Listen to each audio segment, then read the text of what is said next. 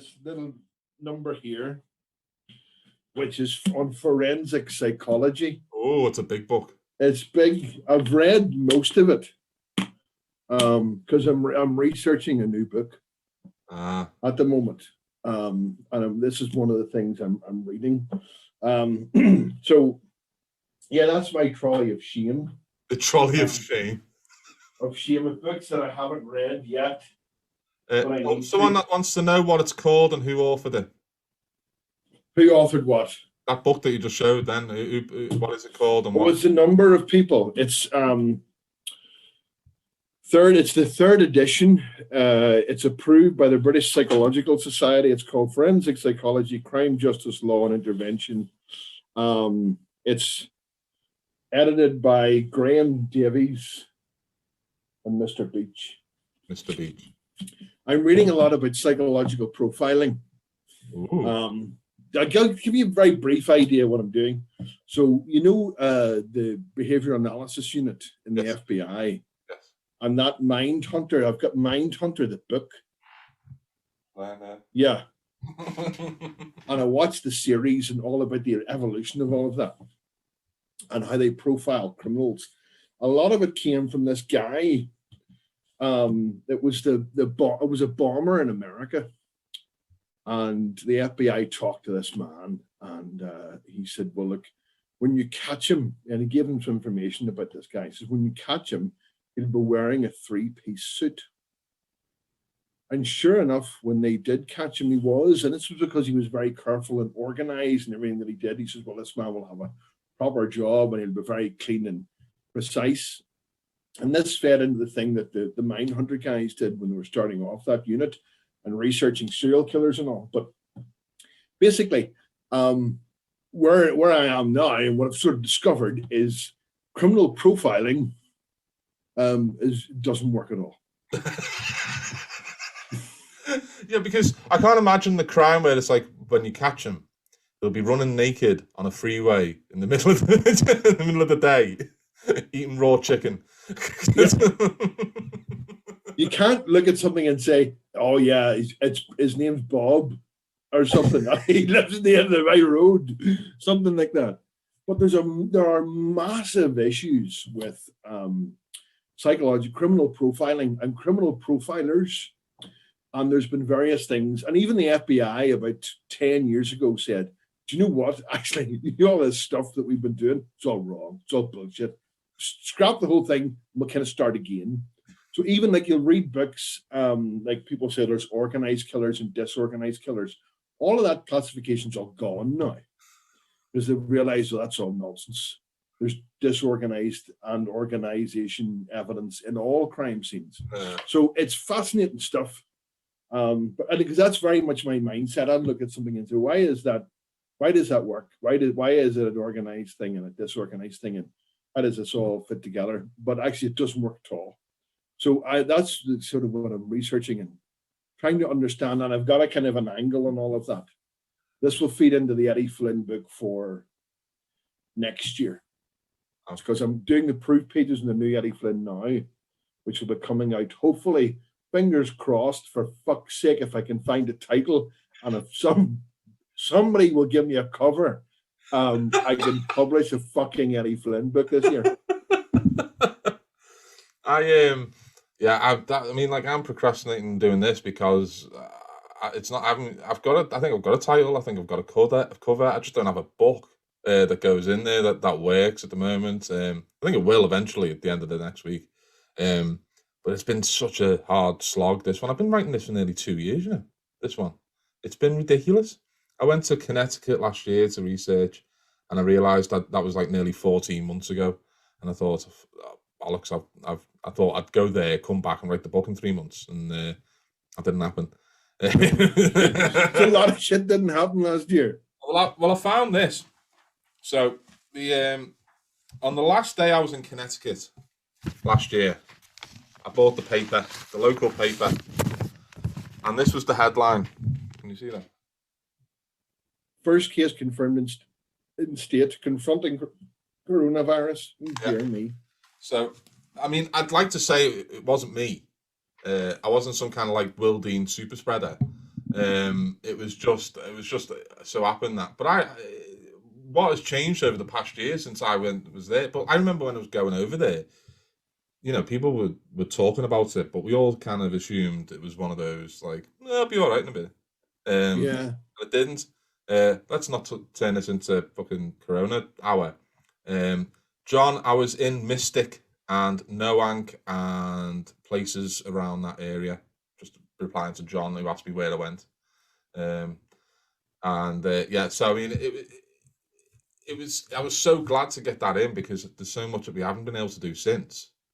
That, I was very, very lucky. I was very lucky. Yeah. So, Steve, what are you looking for? What's the first thing you're looking forward to when you feel like normality is around again? What's the one thing you're looking forward to doing that you wouldn't do now? When everything's safe again. Yeah. I want to take the family away on holiday somewhere, and after that, I want to go to the movies. I really miss going to the movies. I so love the cinema. I haven't been drinking. I've not busting to go to the pub. I'm only a social drinker. I have had no drink, basically. I'm either a bottle of wine or half a bottle of wine, and I've maybe had a pint. That's about it since COVID started. So I haven't been drinking. I'm not rushing back to the pub, but going to the movies, I'd love to go to the movies. Yeah. What about you? Yeah. I'm looking forward to sending the family on a nice holiday. And I'll stay here. I'm fine. I'm joking. They're all sat in there now going, what the fuck? No, holiday would be good, but we had a holiday booked last year. Oh, yes. I meant to ask what happened to your holiday because you moved it to this year. Yeah, that was great, wasn't it? That worked, didn't it? We moved it to this year and nothing happened. I mean, like, we're not going to be going away this year. It's just not happening. It's God knows when we're going to get away. And it's sad because we haven't been away for ages. But it would be great to go on holiday. But I think going to Picture House is like, I think that's a nice one. We go as like a family, like 3 or 4 times a year to the Marvel films. That's what we do together. Yeah. And it became like a thing. I don't know how quickly they'd be rushing back after watching Endgame because they were all very upset. I shed a manly tear, but they were very upset. In fact, it was me going, Iron Man.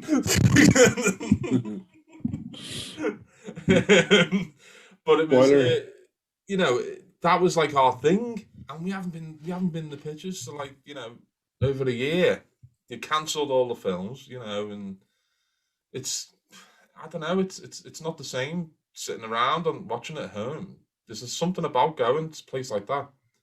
But even now, I would feel very strange going into like basically a locked room with a bunch of strangers, all breathing the same air. Yeah. At what point does that's fuck? No, I'm not. Barry Hereford. I'm not. Don't want to talk about COVID anymore. What does Barry Hereford wants to know about? We need to talk about Luca's horizontal book stacking monstrous. Now, they are horizontal. You can see this, and this is because I don't have the space to stack them the other way. I can't do that. I can't do vertical because I'd run out of space about here, which is no good because it's like hundreds of books. So needs must. I need more Billies. That's what I need. Need more Billy bookcases. I also need more room because Emma went to uni last year and bought a fucking huge desk that takes up half the space. Honestly, the desk is the biggest desk you've ever seen in your life. It's ridiculous. But she needs lots of books and space to spread stuff out. That's what she told me, but I don't believe it. I think I've caught her. I've like been out the room, come in, and she's just like, with her feet up. That's what I found. What's on Steve's mug?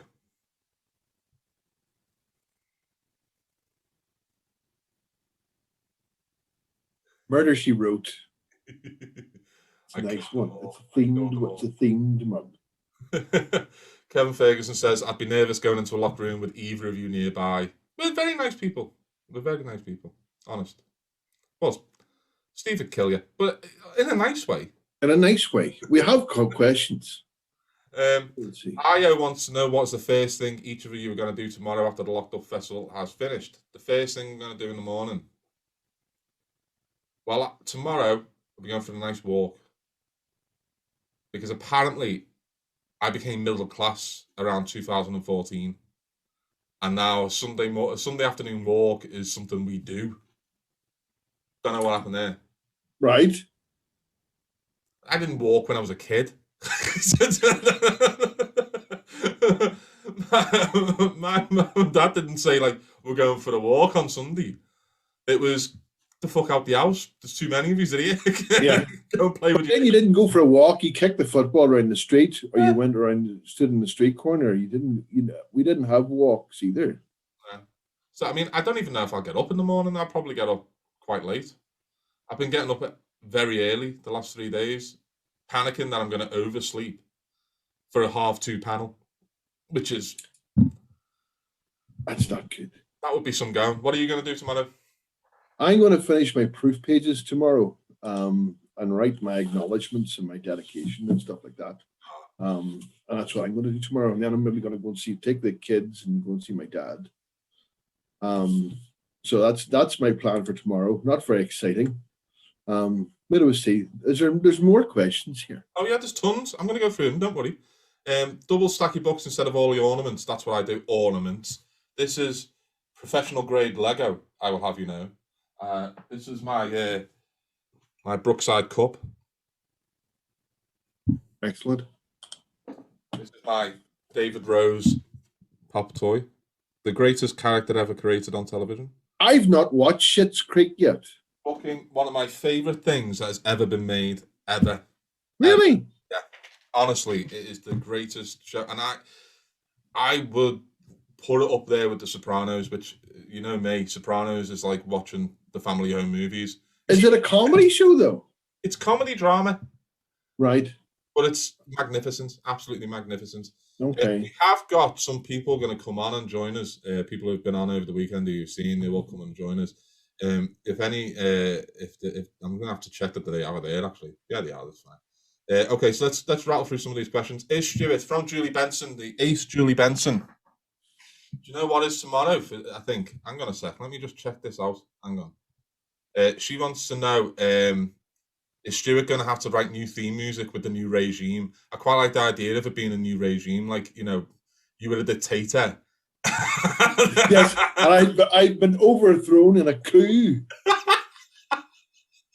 The masses have risen up. I know we'll have to pull down all those statues that are erected to me in my honor as well. Yeah, so we should do this she's here, so I'm going to do this now. Julie, as you'll know, Steve, has been a supporter of the podcast for a long, long time. She's listened to us for years, I think, from almost the beginning.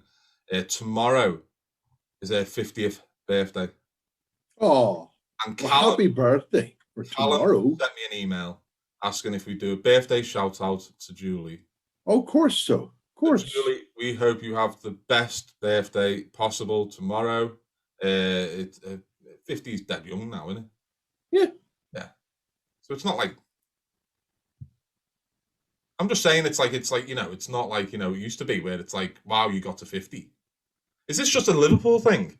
Liverpool, I think in Liverpool, if you get to 50, you get a postcard from the Queen to say, Jesus, well done for surviving the 50. Thoughts might be.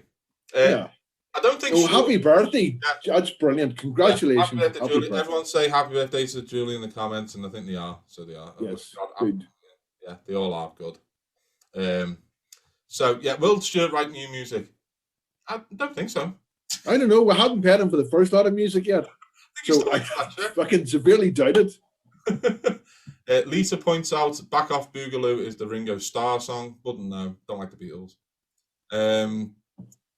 Which is apparently people get all weird when someone with this accent says he don't like the Beatles, but trust me, not many of us do.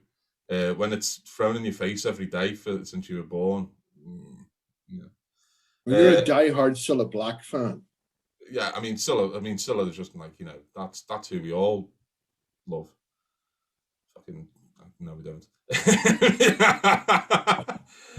Hugo says, marvelous 3 days. It's been brilliant, guys. Thanks a million. Steve, it's not too late to change your mind. You can't leave us now. He's not going anywhere. It's not like... No, I'm not going. I'm not. It's not as if, you know, it's not like I'm in Kung Fu. I'm now going to go and roam the West with my bag, solving crime. It's at the end of each episode of the Hulk. What was that? Do you remember when people used to leave somewhere?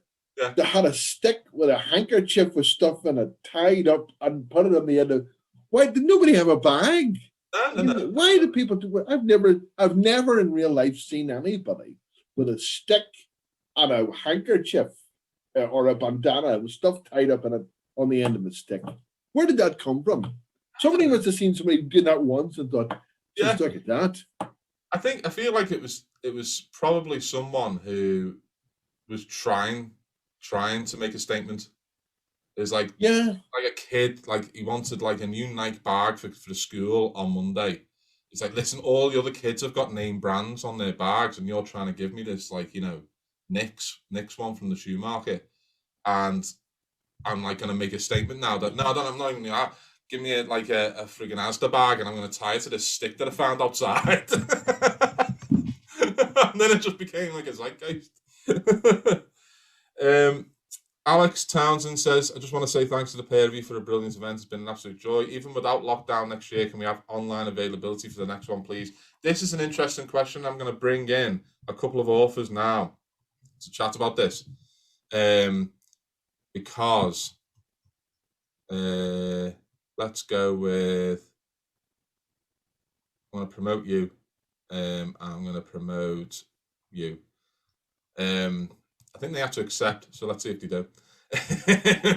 You say they're promoted from what rank? Private to captain? Oh, there he is. It's very magic button. When he comes on, he's always surprised. What do you want? Wanted to see what you're eating tonight. Has Claire left you any pasta? Oh, last night it was my son. No, my son cooked. My son is a really keen cook, and he's really kind of. And honestly, I promise you, Luca, proper authentic carbonara. He won't have it any other way. Well, here's my question: did it have cream in it? Just a touch. No. But it had just. He spends ages separating the white and the yolk of an egg. And then when everything's cooked with the in just goes the egg yolk on top for you to mix up. So it was delicious. But I've had my dinner tonight. Don't worry about it. Why are you talking carbonara? We're talking. Yeah. He won't accept that you can have cream in it. No, you don't have cream in it. Well, I'll tell Jack. Tell Jack. Tell him what you like. I'll tell you the proper way to make it. All right. 2 eggs, raw eggs. Yeah, a whole load of grated Parmesan in it, salt and pepper, a couple of ladlefuls of the pasta water. Yes. Mix it up together, and then that goes with. Well, if you're vegetarian, you have peas and mushrooms, and if you're not, you have bacon. Bacon. No, not if it's an authentic carbonara. Oh no, you have something else, don't you? It's like pig's cheek or something. It's sliced up. Go on, Luca. What is it? Hang on a sec. Let me remember what it's called. Giglin or something like that. What is it? Somebody put bacon is a really sort of anglicised version of it. Guanciale. Guanciale is like a posh version, but That's it. But hang on a sec. This will do me head in if I don't. Are you googling a carbonara recipe? What kind of an Italian are you? You don't get this at Cheltenham, do you? Guanciale is the posh version. Pancetta is the version that you can use like that with. Well, that's what we use, like pancetta or lardons or something, but it's not. But it's like that's proper. Like anyway, was there something you wanted? Yeah. So the question is, this kind of festival only works because it's online. You know, we aren't getting Titus Welliver to fly over to do an hour on a Friday night. When this is all over, do you think this is the future? Let's go with Mark first. Do you think this like kind of hybrid of we're going to have online on as the box, basically? I think this was discussed on one of the panels because I mean, apart from the fact that we have to do this right now, I think a couple of people have noted the real advantages to it. Firstly, as you say, you can get real big name actors, whatever, because all you're asking is an hour of their time in their front room, but it means that people from all over the world can get on. It means people who might not go to a conventional festival for a whole bunch of reasons, only one of which is financial. Another of which is obviously, it's a long distance, it's too much. And some people, I think, don't really want the crowds and I think you get this every year when you say, oh, are you going to this festival, that festival? Some people say, I'd love to, but I'm a bit nervous about it, or I'm a bit, fruck out, I'm a bit shy or whatever. They can come to festivals like this on their own space and their own time. It's a very sort of democratic thing. So I think we will see a sort of hybrid thing where you can go if you want, or you can watch it if you want, Yeah, I tend to agree with that. Martin, do you think the same?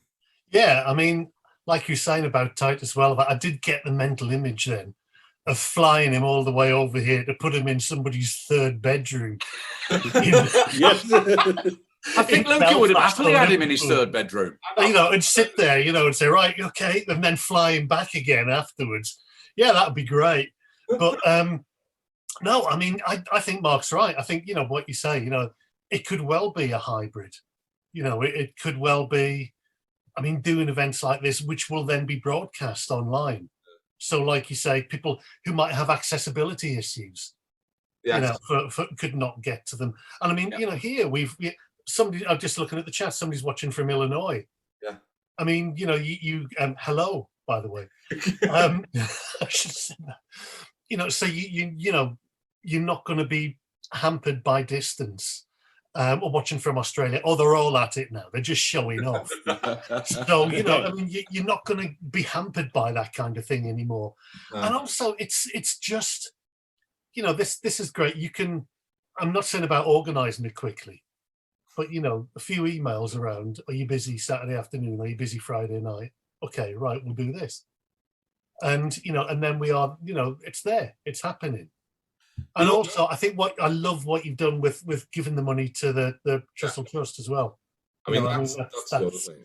Because, once these things now would kind of take care of themselves financially, I suppose. Yeah. So you can do something like that and give the money to something worthwhile.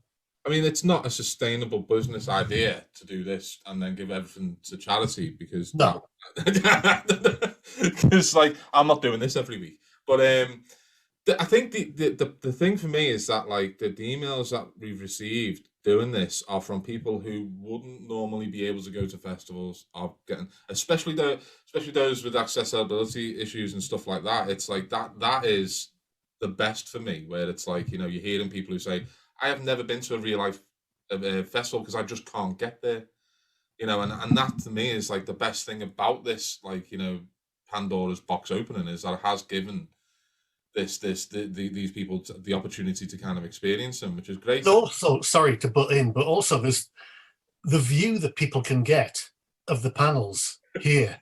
When if you're at a big fair, Mark mentioned Cheltenham, or Harrogate, if you're too long in the bar at either of them, or Edinburgh somewhere, you're stuck near the back, watching it on a TV screen. Yeah. Whereas here, you can stay at home and watch it on a TV screen. You got a much better view because here we are. We can literally see the globules of hair gel, Martin.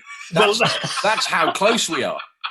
I cut this hair myself. This is my lockdown haircut. That's pretty good. That's good. It's not bad. You can see the bald patch there. It's growing in a bit, but it's a little bit longer this side. Bald patch there, but yeah. Tell you things. Did you get one of those things out of the paper? Do you remember that? There used to be an advert in the paper for this fucking crazy looking thing. It was a top of a chainsaw and a big sharp bit at the end. You cut your own hair with this fucking thing. Jesus, there used to be. They don't make things like that anymore. Somebody wants to see the back. It's not the back you want to see. To this bit here, which looks like I've got alopecia. And this bit here, just round the side, where it looks like I was going for a kind of, mohawk look, doesn't match up. It looks very well. It's very thank you. Saturday night I was bored. Cut my own As long as you don't do your own dentistry, I think you can pretty much get away with anything. The other thing it strikes me, I mean, you know, in terms of putting the festival together, you haven't had to deal with publishers, agents, publicists, all the kind of stuff that makes, you know, putting a conventional festival together. Like Martin said, couple of emails, couple of phone calls. Do you fancy doing that? Will you do that? You know? Because not to like show behind the scenes too much, but the event last night with, you know, Titus and David and yourself and Michael, that came together through like, well, that person knows this person who knows this person, then we can get to that person. And then it was like, you know, and then we can go, okay, if that person's doing it, then this person can do it as well. And it was all just like 6 degrees of well, it was like 2 degrees of separation. It was like, Mark, can you speak to David? And Michael, can you speak to Titus? So, but you know, it's like, unless but it's a couple of emails. That's all it was. And it was just then like going, are you on set? No. Yes.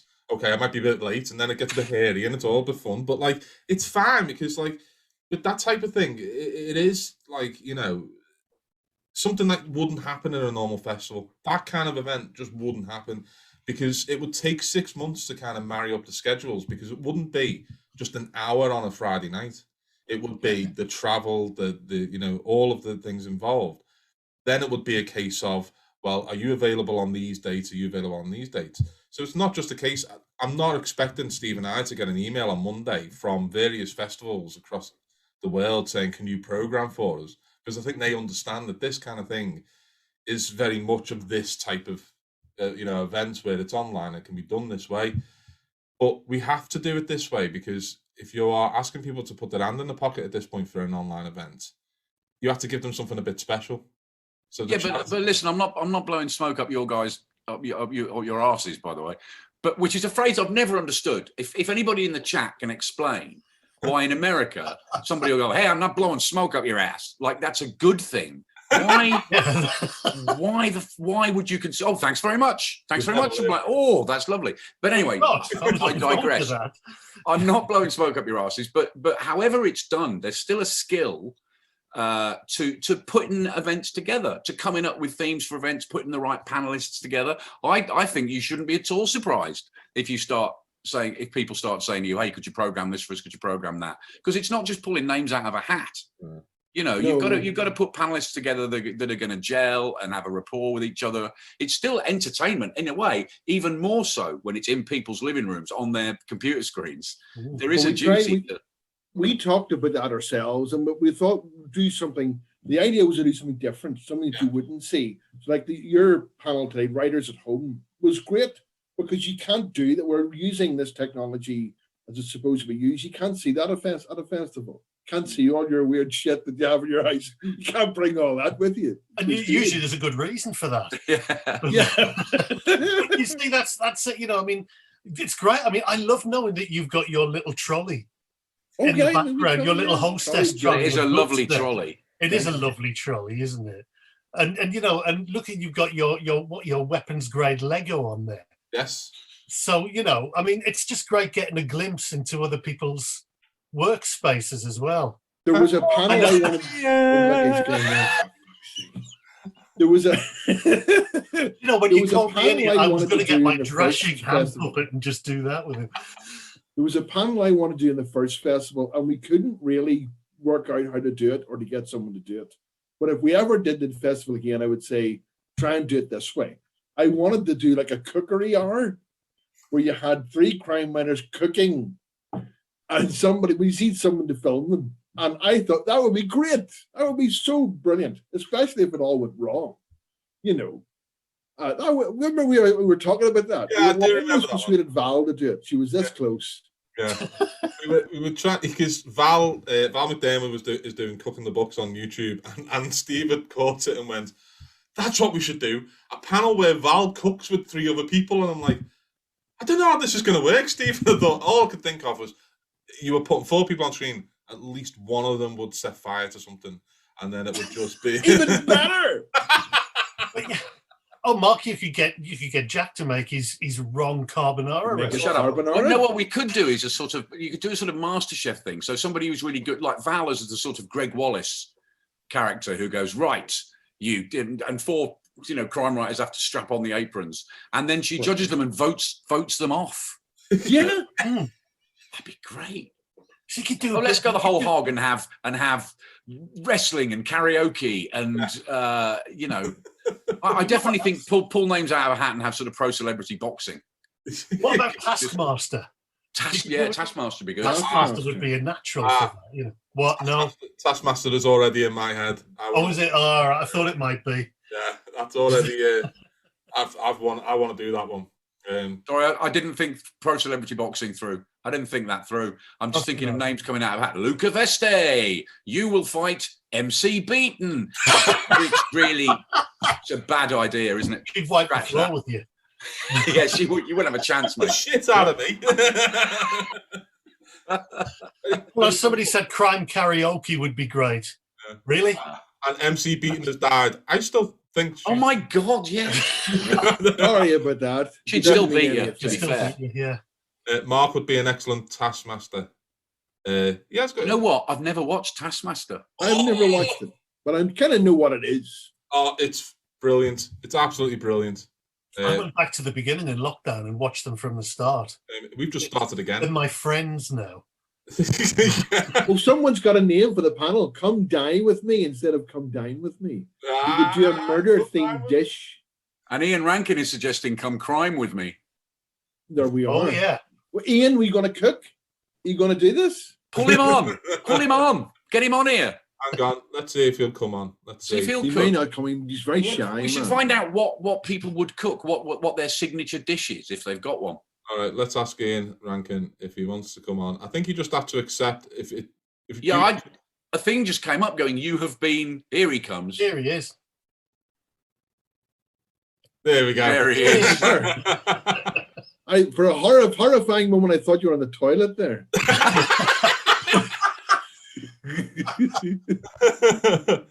Ian, what Very would luxurious toilet that you've got there? If it is. what would be your signature dish, Ian? What made you think I was on? What possibly makes it look like I'm on the toilet? I don't know. Maybe it was your expression. I don't know. Ah, right. Well, what would I? Yeah, I mean, I can. I mean, my wife's sitting over for me here laughing because I basically can cook chili and spaghetti bolognese, and that's student food. But I make a pretty good pot of porridge.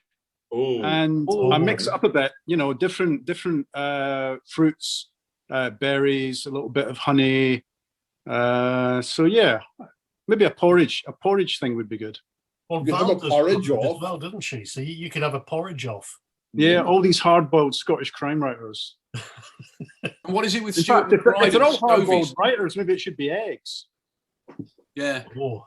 Didn't McBride win a kind of Yeah. championship for? I think he did. Stovies? I think he won the Golden Spurtle, which is for the world's greatest porridge maker. Okay. That's not a real title. He's a Stovey champion as well. Stovies, yeah, Stovies. Sure. Which is what, like a pasty? Like a No. Stovies is like meat and potato. It's like a stew. Oh, okay. It's kind of mutton and potato and stuff all in a pot, cooked up. My wife's now saying no, it's not, and she's from Belfast. What is it then? Is there a different version in Belfast? We don't do Stovies in Belfast. I had some idea that there was pastry involved. There's no pastry. No? Okay. No. All right. Some make Stovies with mince. Potato stovies, isn't it? Stovies is stew. Oh, look, Stovies is stew. Stovies are not stew. We started the controversy here. There's a fight here about the Stovies. Oh, Ian has to be porridge with salt. None of that Sassenach honey. Yeah, my dad was a big salt guy, so he put salt in it while he was cooking it. Then he added salt afterwards as well. Nothing Hardcore, like it. hardcore, just like his arteries.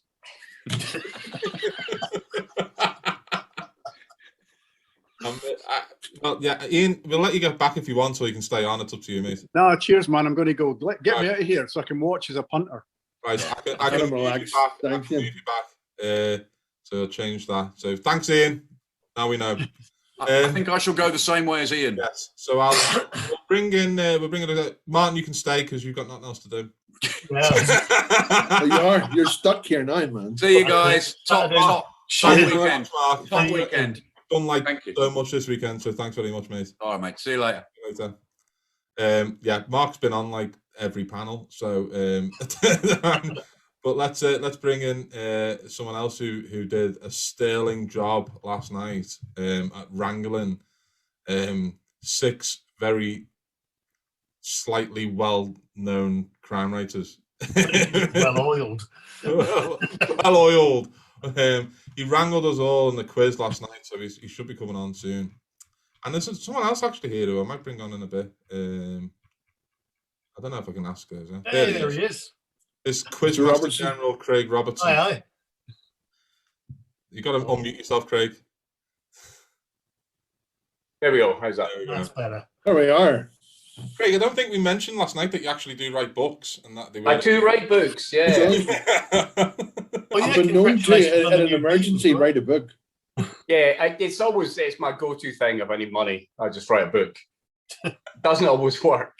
But when Ian was talking about porridge, I've been a judge at the World Porridge Championships, so I feel in a professional capacity I could test his porridge. You Which could be sounds one of the like judges. something of a euphemism now that I've said it, and maybe want to say it back. Hi Judith and hi Fiona. Didn't you do a judge black pudding? Black pudding and porridge judge. Well, more than that, yeah. I've been a judge at the World Black Pudding Championships and the World Porridge Championships. I've also been a judge at the Scottish Steak Pie Championships and the Scottish Haggis Championships. I have no idea how any of these things happen. How do you get into that? I got invited to do one of them, blagged my way into the other, and Lynn Anderson asked me to do the Porridge Championship because it's held in her home village. But Right. I wouldn't really recommend it, particularly if you don't really like porridge to start with. And you don't like porridge. Well, I don't like it as much as I used to, put it that way. If you spend a whole day eating it, you kind of lose your love of it. I would say. I've never judged anything. Martin, have you ever judged? Well, I anything? don't know, Steve. I've seen you look at me sometimes. I think you've judged. That's possible. I'm really professional. I've judged a short story competition, but that's all. Nothing food related. I'd love to judge something food related. What would you do? Salty. Ian's asking sweet or salty. Salty, but I'm not against a bit of honey. So I'm flexible. I've never heard. Don't They also did discriminate. I don't want to go on about porridge too much, but they had a sweet element to it as well. You could put in a dessert porridge, and some of those were strange, really odd. Tracy is saying, ask Steve to do his Greg Wallace impersonation or impression. No, I'm not. Oh, you got I'm it not. now. You've got to now. Okay, I'm going to do it. There's a bit of you watch MasterChef. There's always an awkward bit. They send Greg Wallace up to talk to the contestant. And hello, and what are you doing here? What on earth has brought you here? And why do you love cooking? And what are you going to cook for us? And then at the end of the conversation, instead of just saying thanks very much and good luck, he just kind of he just goes or something. Like this is a weird fucking. And then they cut away. But he thought, if you watch it, I spotted him doing it because he can't say anything else. He just goes. Have you seen that other program that he does when it's he's in factories talking about how food's made? No. And I think because he kind of goes around how they make chocolate digestives and stuff.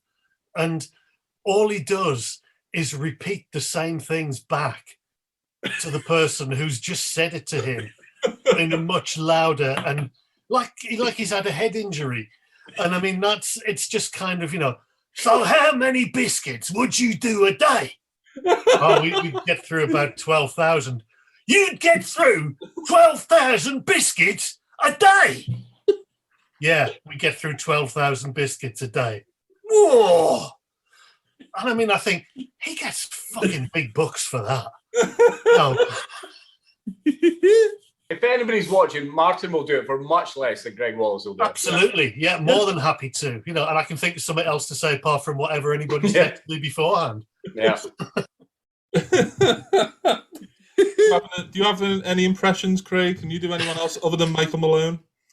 I do a very bad Michael Malone. I can do. Oh God, I've got to remember his name now.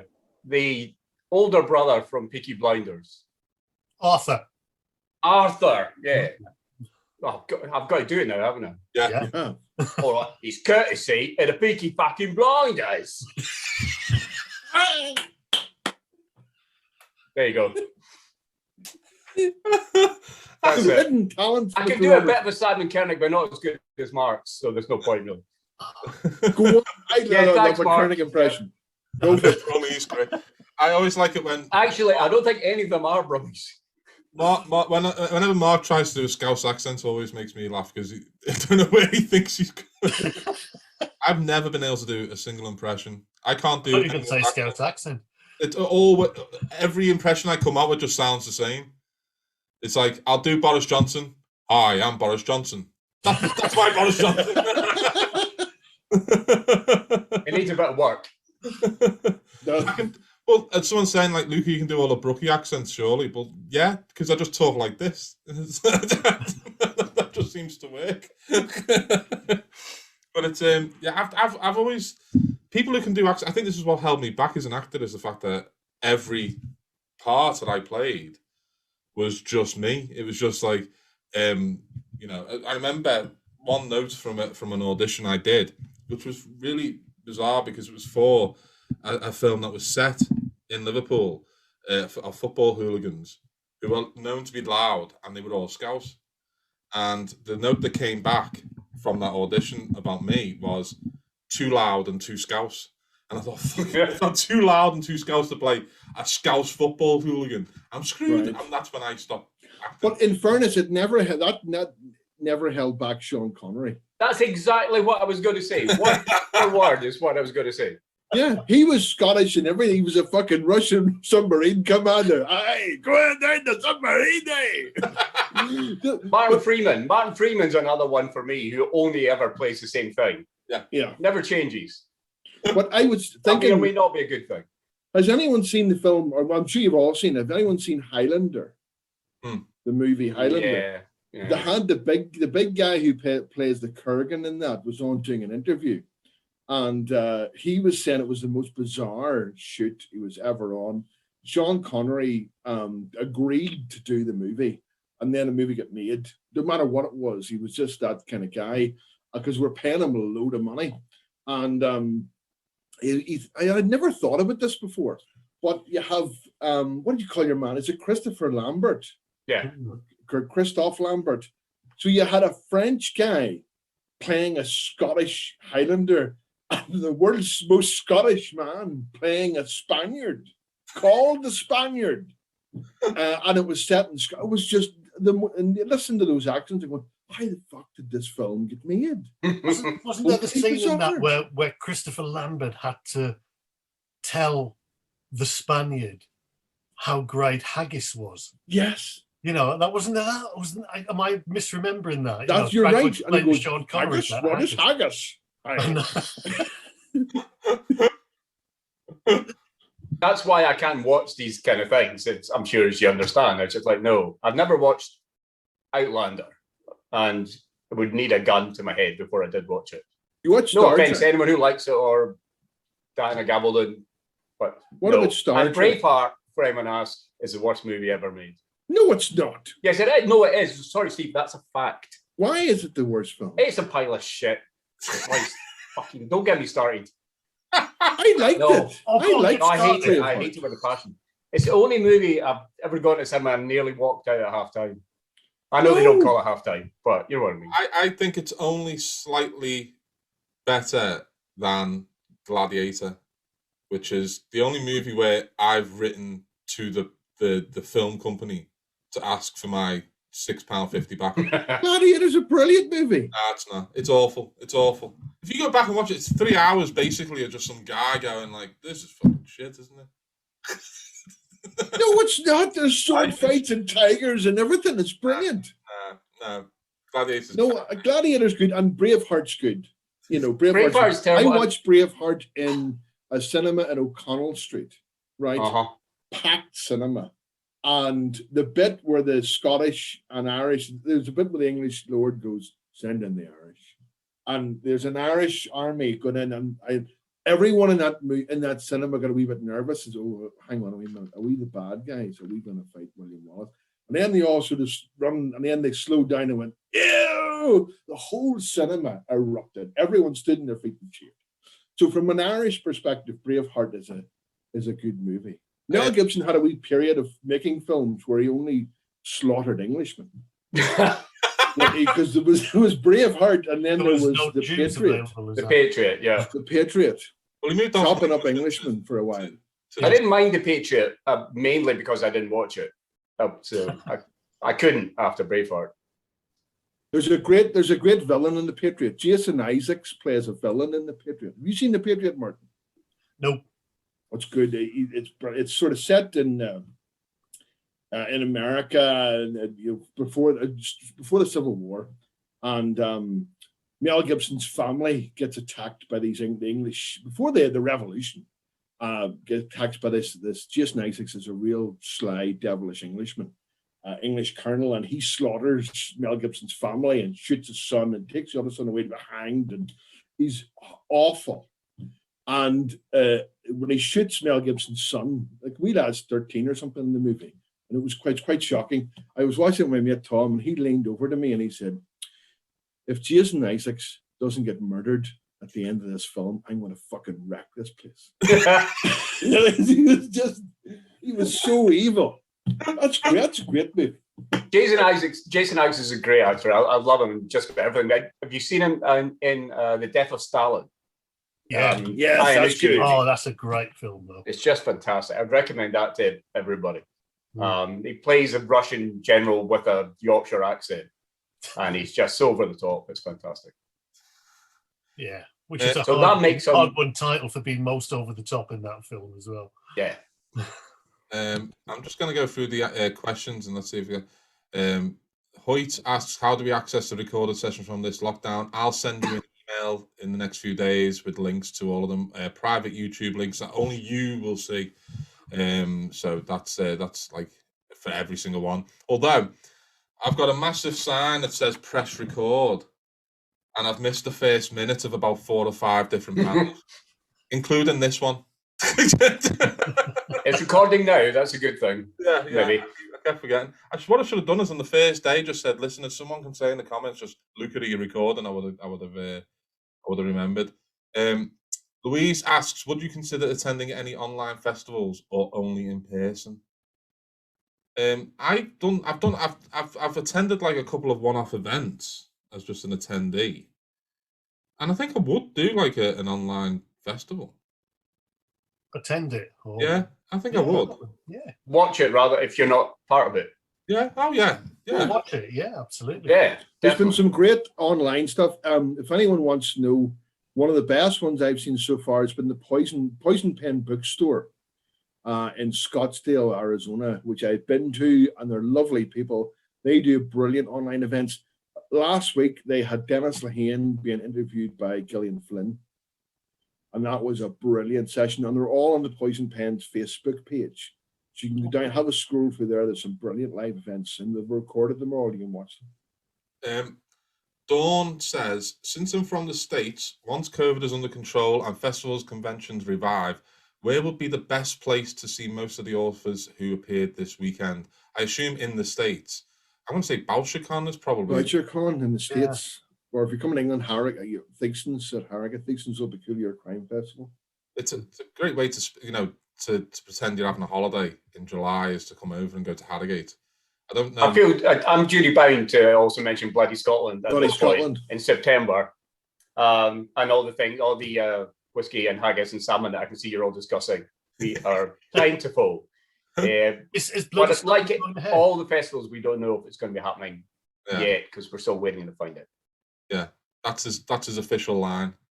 He's getting a bit more drunk where he's be like, "No, it's not." Well, you were talking earlier about hybrid, and I don't think I'm talking out of turn, and hopefully Bob McDevitt's not watching anyway. Hybrid's probably the way we are going to be going this year, but it's tricky because hybrid, if you want people in the room and filming it, you need some money as well. It's not just sitting in front of your laptop. You know, you're going to need cameras and sound engineers and all the rest of it. So it's not as straightforward just doing it, but we're working towards it. Thomas wants to know, Thomas Shevlin says, question for Steve, are you still in contact with Jeff from America, who you thought might kill you with his driving? No, not seen Jeff or been in contact with him. But yeah, Jeff was an incredible character who nearly killed me, but a very nice man. He was a painter, an artist, and also a part-time wrestler. He did amateur extreme wrestling in North Carolina, and he also did it in Memphis. And he said there was some controversy in the extreme amateur wrestling world. And when I say extreme amateurs, they're in somebody's backyard, you know, beating the shit out of each other. There was a guy who only would wrestle naked, and no one wanted to wrestle him because he wouldn't wear any clothes. And he became the champion then by default because everyone said, no, I'm not wrestling him. And there was great controversy about this. Jeff thought he might try it as well. So for all I know, Jeff could be champion now. And I don't know about it. Well, Steve, I've got a little surprise for you. No. Jeff has actually sent me this. Let's have a look. Let's see if we can get this on. Oh, hang on a sec. No, I can't. Hang on a sec. Talk amongst yourselves for a second. Hang on. This is Jeff sent me this. This is Jeff, everyone.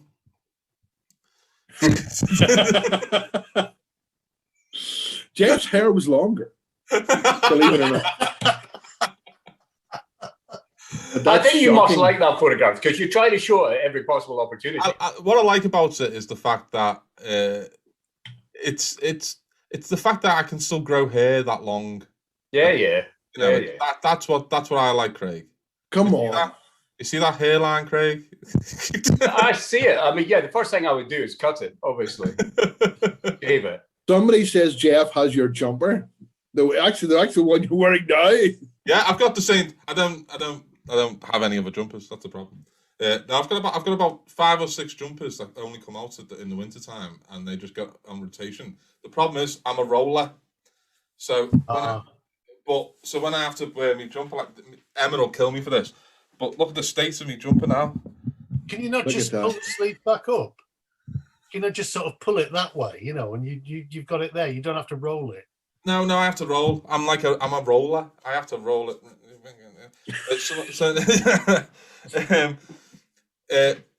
Karen says, "Is that Peter Sutcliffe?" You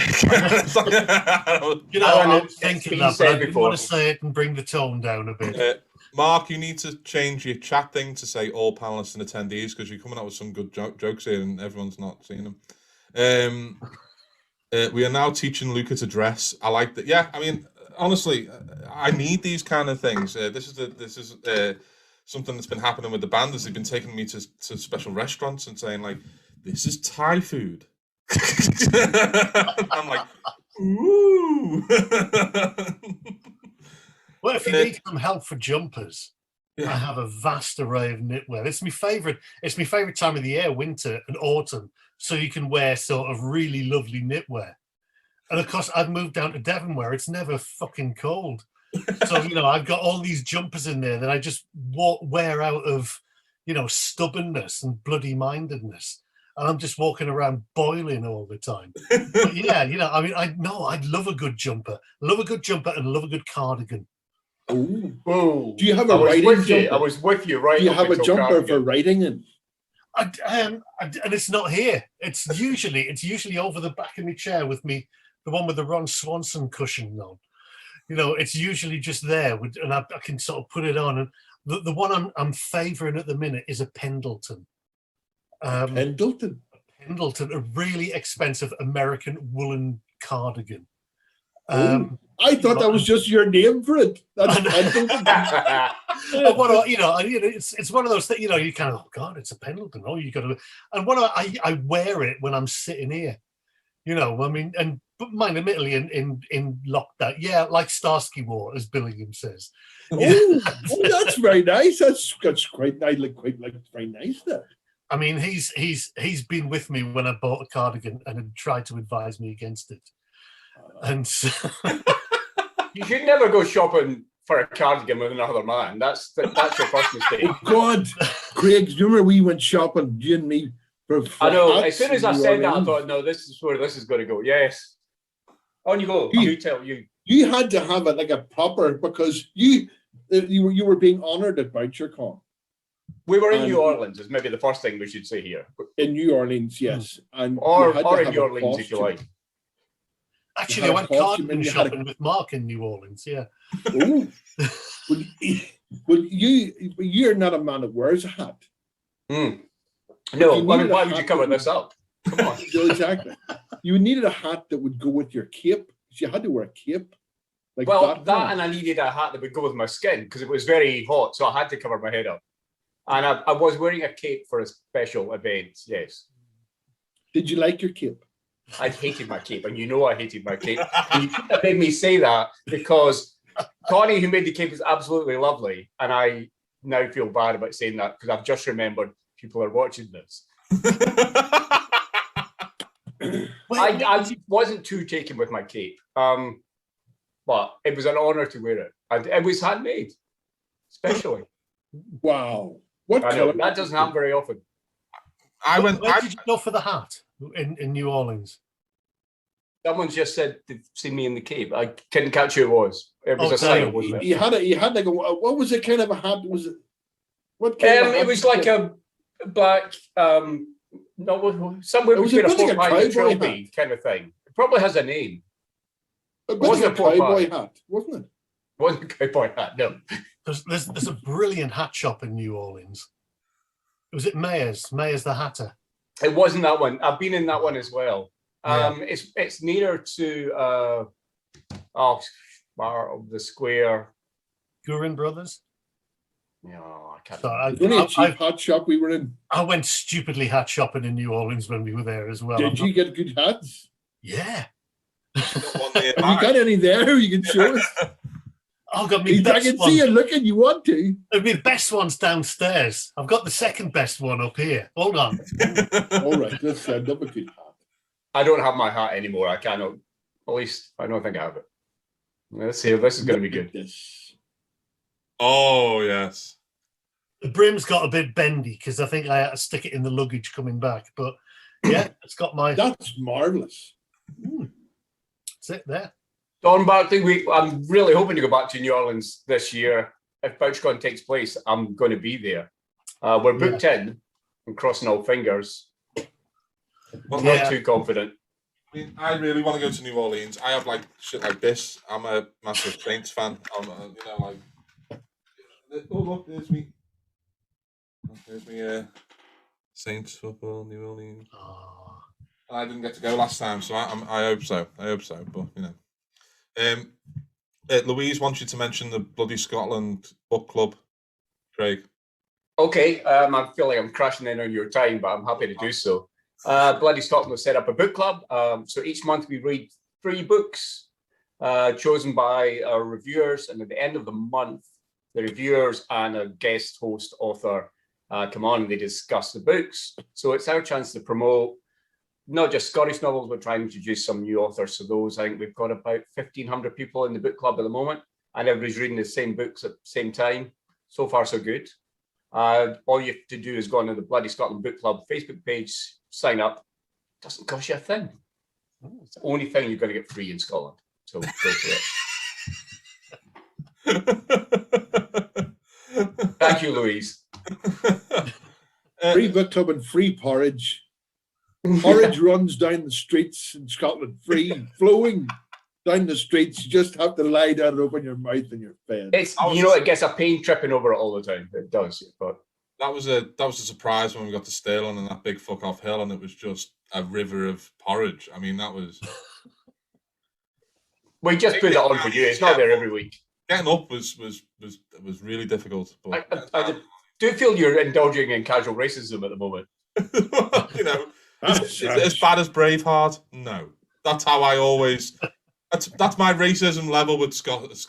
It's just, is it as bad as Braveheart? No, it's fine then. No, well, it never is. It never is. Okay, another question coming in from Emily, Steve, and the rest of you. Does it say anything in that book about people, in that book about forensics and stuff like that, about people, Luca, that stock their bookshelves horizontally instead of vertically? I didn't realise that this was such, a massive topic of, like, I thought it'd be fine. It looks the same. That's not the worst thing, Luca. If you had them colour coded, then you would be a fucking psychopath. I don't. You know what? I've changed my view on this. I think if you want to have them colored, have your books whatever way you want. Steve, my question though, Luca, is have you moved your books around? Because I don't know how many Zoom calls we've done, but it's a lot. Yeah. And I've never noticed my books before, but I can now see 3 of them. So either they've always been there. They've been there for a year, Craig, and I've been waiting for you to say something. That's the first time I've seen them. I think you must have been sitting a bit more to that side. I think I've moved my camera over because I realised I was never in the centre. So for a year I've been doing this. I have never been in the centre of a shot. I've always been like here. And now I still see them. Yeah. Isn't that artfully composed though? Isn't that? I mean, it's, I've not moved the books around. Pretty sure I've got one of, I might have one of each of yours actually over my shoulder. Yeah, yes, I like that. Ian was trying to get his head around and look at things. Too many questions. We don't stay long enough. What was it? People are knitting now. When did this happen? I'm sorry, wasn't it Martin who connected his books by how well the authors would get together? Yes. Yeah, I do that by, if they're having a dinner party, how well they'd get on around the table, and I mean, that's the way it's very kinetic. I like that. I like you put thought into it. That's good. Yeah. That's so you know where things are kind of holistically. Yeah. Sorry, I've had a drink. I know you're right. Some things think it's in that general area. Ian Rankin says, I'm trying to get my head around how Luca thinks stacking them horizontally takes up less space than vertically. Listen, Ian, you can come fucking round and see for yourself that this is how it works.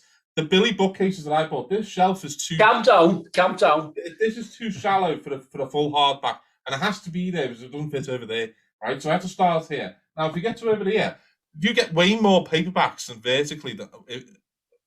Just look at all the books there. You get all them on there. They're too shallow for a hardback. Oh no! Look, it's this shelf here. Look, them over there. See this one here. See this one here. Yeah. It's about that big.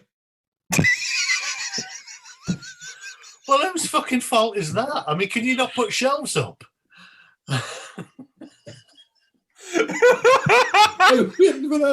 Ian points out that the shelves are adjustable. Yeah, they are. They are, but then the other ones didn't fit in. So I had to make that one smaller. I think it's your thinking that's not adjustable. It's not a fucking library, all right? It's just me bookshelves. How did we ever put a festival together? No idea. No, you can't even put a bookshelf together. Mark Tinker wants to know, has anyone had any good 1-star Amazon reviews lately? And have you got a favourite, Martin? Have you got a favourite 1-star review? The best one I had was for when I was writing the Tanya Carver novels. And I think it was the one, I think it was for the Doll's House. Because if anybody doesn't know, I wrote 8 novels under the name Tanya Carver for reasons which I won't go into now. Have you got one there? Look, there you go. There's a couple there. Oh wow! God, you bought them, right? And I think it was the Doll's House that somebody put a 1-star review on Amazon, saying that how appalled they were, and they were saying like they had to hold it, at arm's length with just holding it like this because it showed transgressive lifestyles and bad language. And I will never read another one of this author's books. And I looked at the name, and the name of the person who put it was Jesus Loves You. And I thought, oh, dear. Well, there you go. So I thought, and it's, I thought I can't even be offended by that. I can just laugh. Craig, do you read your reviews still, and do you remember? Not really. I've been thinking while Martin was relaying his that my favourite, I think, was, and I'm paraphrasing, this book was riveting, loved it, possibly my favourite book of the year. I couldn't put it down, 1 star. And I thought, you don't really know how the system works, do you? But yeah, so maybe that. I'll you get a 1-star review because it arrived creased. 1 star. Or it's not arrived yet. 1 star. Steve, have you been keeping up to date with yours? Any good ones? No, I haven't looked at mine. There's far too many. I can tell you my latest criticism though. There's a mistake in 50/50. Yeah. Because it only add up to 49. Yes.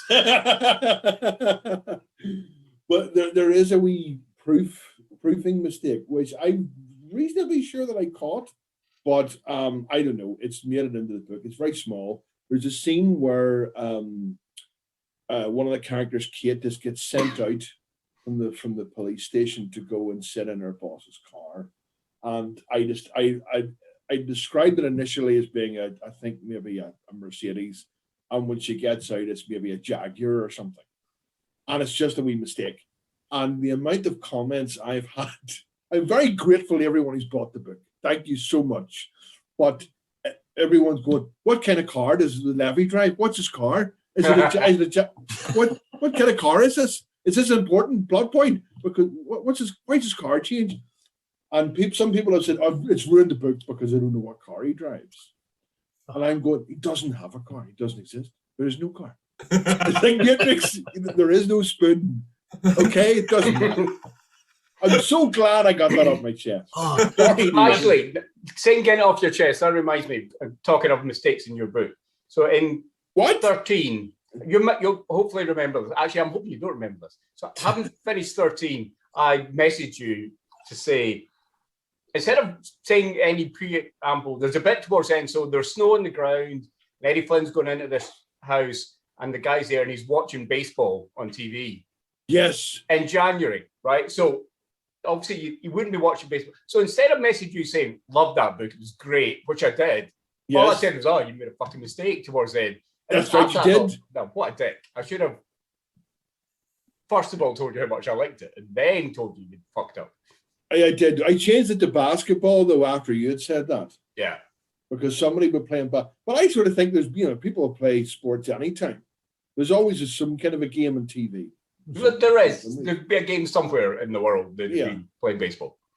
Can I just say, I don't know if I've told you this. I think I've told you this one, Steve, but about mistakes in books. I got this email from a woman because it was the third Tanya Carver novel, Cage of Bones, and it was set in Colchester, that hotbed of serial killer activity. And I'd found this location that I thought, this is brilliant, this is perfect for the book. And I found it was at the bottom of East Street. It was just beside the bridge, and just went off, and it was this really derelict house, and it had been derelict for about 10 years, and it had kind of fencing around it, saying keep out derelict, and yes, thank you, Mark, I've just seen your response to that. And it was and so I thought, this is great, I'm going to set this whole scene here in this house, this is brilliant, right, job done. Got this email from this woman. So it was one of those, dear Ms. Carver, my enjoyment of your otherwise excellent novel was spoilt by the fact that at the bottom of East Hill in Colchester by the bridge, there is not a derelict house as you said there was. I get the bus up to work there every day, and I look out of the window, and I was reading the book as I went past, and there is not a derelict house. So this is terrible that you've written this, and it ruined my enjoyment of this otherwise excellent novel by putting. And I thought, shall I reply? And then I thought, no. And as it happens, that was the right thing to do this time, because I got another email from her the day after saying, dear Miss Carver, I'm terribly sorry, I was sitting on the wrong side of the bus.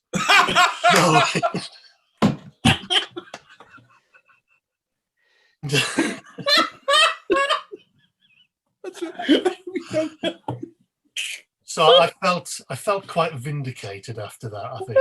Brilliant. Brilliant.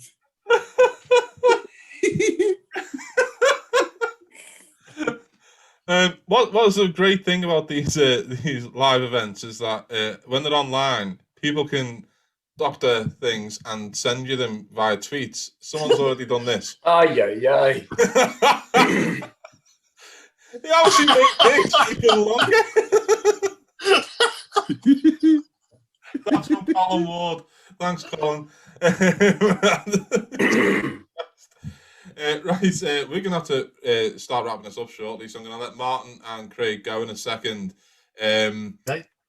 Before we go... a bottle of wine, so that's all right. Yeah, I've got beer. An anonymous attendee says, come on, Martin, why did you write under a pseudonym? We're all intrigued.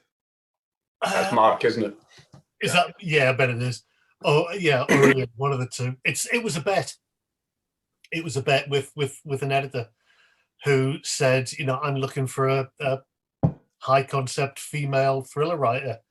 And I said, because, I was trained as an actor and you're always told to say you can do whatever because you can always learn to do it later.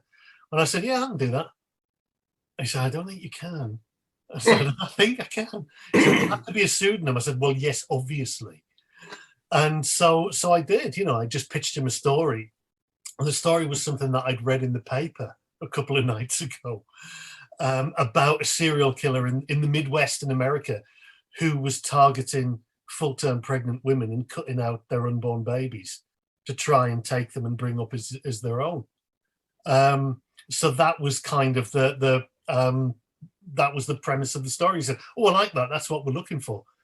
So, I pitched that, wrote it, and it was up for a Theakston's Award, which is when I made my kind of big unveiling.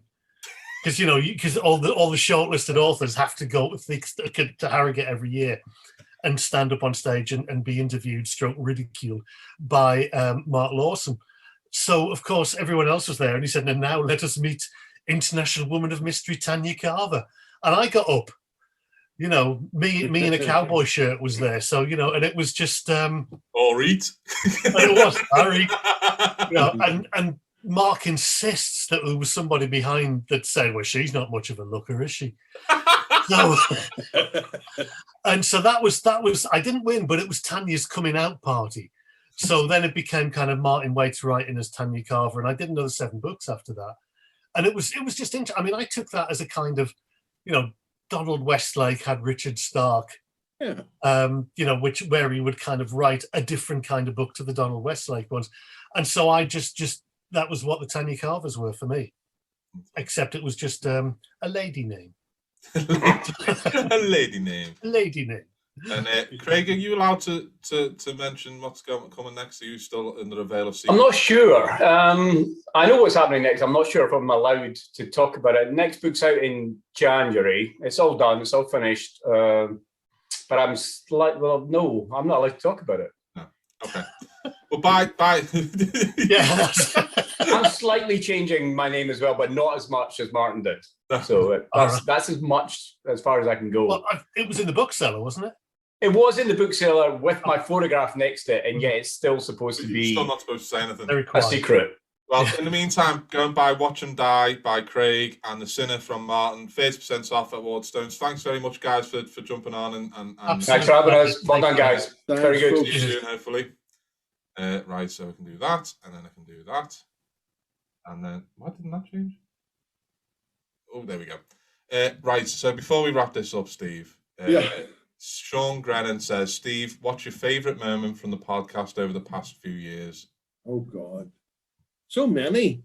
We have a couple of good highlights in this weekend. It's been fun. So it would have to be some of the earlier episodes. The first time we did the Bad Sex Awards, what stands out for me was brilliant. So much fun. Recently, I remember it was when we had Martin and Mark on, actually, we were going through their career as actors, and we hit upon the series Badger that Martin did about a wildlife detective. Wildlife detective. Wildlife detective. That really hurt me a lot. I have to say, I almost died from that. We've had brilliant conversations. I loved talking to Linwood Barclay. I loved having Lee Child on and Mr. Rankin and Ruth Ware and Callie Taylor, and I've just loved talking to these people and having a good laugh with them. So it's been great. It's been really good. Martin has found he says, I found my Badger episode on VHS. So Locked Up Festival 3 now has to happen, where we do an hour retrospective of John Badger wildlife. John Badger and his entire career. When you came to me with this idea 4 years ago to do the podcast, because it was your idea, and I'm blaming you for everything. You came and said, like, we'd only met in person twice before that, I think. 2, maybe 3 times, possibly. Yeah. And I remember the first time we met was at Harrogate, and I remember telling you the story of the Cavanagh Club musical I did. Yes. And I nearly killed you with that. And then you told me a story about, I think it was the chocolate paedophile story, where that nearly killed me. Yeah. and I think we kind of knew straight away from that moment that we got each other's sense of humour quite well. And you knew that I could possibly record things on a computer. That was how you put it to me. I knew because you did like a thing with Jay Stringer, I think. I thought, well, he knows how to do that. And I was listening to a lot of podcasts, and I have to say, the unsung sort of inspiration for this show was Mark Maron, his WTF podcast, because he had a way of talking. Interviews were mostly about celebrities promoting things, and they're on talking about their movie, and you never really got to know them. And podcasts are a long form thing, and he got to know, well, like, he got a real sense of who this person is and what they're really like in their everyday life. But I thought, well, we could do that and have a bit of fun as well. And we did. We really did. Really did have a lot of fun doing this. And there's about 200 and odd hours of us basically spending time just trying to make each other laugh with stupid shit, with goat noises, with duck detectives, with just ridiculous piano music playing in the background, turning on Alexa by accident. Yeah. the James Bond goat titles was a highlight as well. Substituting a word from a James Bond title for the word goat. Live and Let Goat was one. Live and Let Goat. On Her Majesty's Secret Goat. So I love all that. It's been great. It's been it's still the best thing that anyone's asked me to do is to, because I didn't realize I enjoyed doing it until you asked, and we've had such a good time doing it, and we've done it live in front of hundreds of people as well, and yeah, so I want to just say thanks, man. Thanks for coming up with the idea. You'll be massively missed, but you will be back on occasionally. I will. It won't be. I'm not going to call it one crime writer in a microphone, as Julie Marie asks. I will go through a range of guest hosts, like a long. It's like an audition line now, isn't it? To find the new Steve. Basically, they have to look exactly like the logo because we've already got T-shirts printed. So if someone comes on, if there's someone they have to now look like Steve. Sean says 2 goats and a microphone. Yes, I'm just gonna do goats from now on. But yeah, it's not gonna be the same without you, mate. It's been brilliant 4 years, and it's not like you disappeared, and you will be around still. I'll be around. I can come back on and make the show shit again at any point. What are you going to do, Steve, if you start getting tweets where you're tagged in where it's like, oh, this new version's way better? Yeah, do you know what? I'm sort of thinking it probably will be more professional, because we sort of deliberately didn't want to be professional because we're not professional podcasters. No, Steve, I like the way that it's all a bit haphazard and lots of things don't work and things go wrong. That makes it all better. What worries me is that someone comes in and is actually professional, and then I have better to, than you. Yeah, and then it's like I'm taken out of it. Then it's like I have to leave. Then we have to come back together in like years' time. We have to call us 2 microphones and 2 I mean, we did. You came up with the title for the podcast as well. You actually basically own all the. I own all the intellectual property rights for the entire thing. But with the amount of times people asked us, like, you need to, because like, if this is how professional we are. For a few episodes, I was always really quiet and you were really loud, or you were really quiet and I was really loud. Yeah, we couldn't get the sound. And we used to get the fucking comments that say, like, can you move the microphone closer to the other person? Yeah. Because they thought it was only one microphone. That's what it sounded like at the start. But you know what? We should also say a big thanks to Stuart. Yeah. Who did the music and the jingles and stuff, because that's part of the show. And he was always the unofficial third crime writer in the podcast, and he will be moving forward as well as that. He kind of like gave us that music, and it became like our signature tune. I'll never forget that first year we did the live show at Bloody Scotland. The first live show was the best. We walked in down this auditorium, and we were like, and that's when we realised, fuck, there's 300 odd people here. And we walked in, and Stuart was in front of us playing the theme tune on acoustic guitar. And we had Ian Rankin, Mark Billingham, and Eva Dolan on that first one. And yeah, there are pictures from that where you can see like how we are still breathing at the end of that. I don't know. It was just the best. It was the best. And well, yeah. So it's not gonna be the same without you. But like, if I need someone to come up with mad ideas for Locked Up Festival 3, I know where to come. Because all the crazy events for this come from your head.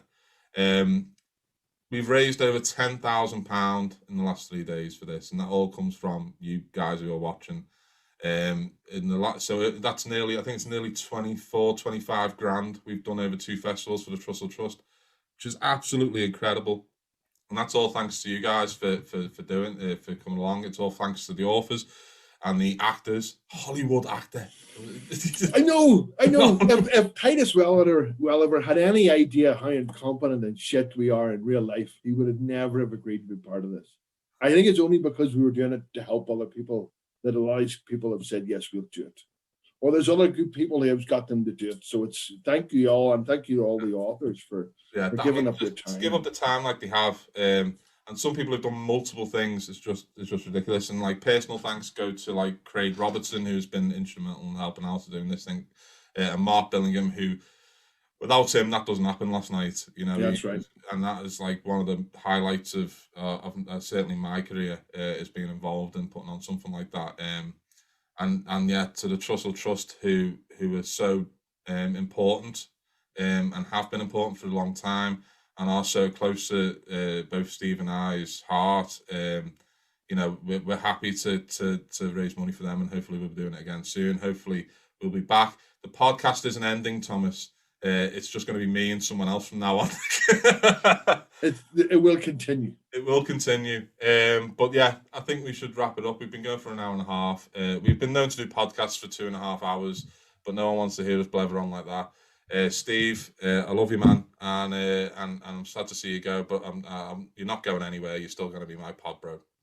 Oh, thank you, man. No, it's been great. It's been emotional and funny, and it's been a hell of a ride, and it's not over yet, really. No. I'll pop back in just to make everything shit again for a while, and then I'll go away.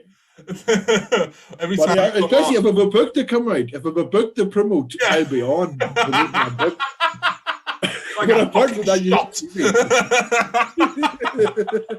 listen, everyone, thanks so much for watching. You'll all be getting links in the next couple of days to rewatch any you've missed. But for now, I've been Luca Veste. I've been Steve Cavanagh. And we'll see you soon. Thanks very much. Bye, everyone. Bye.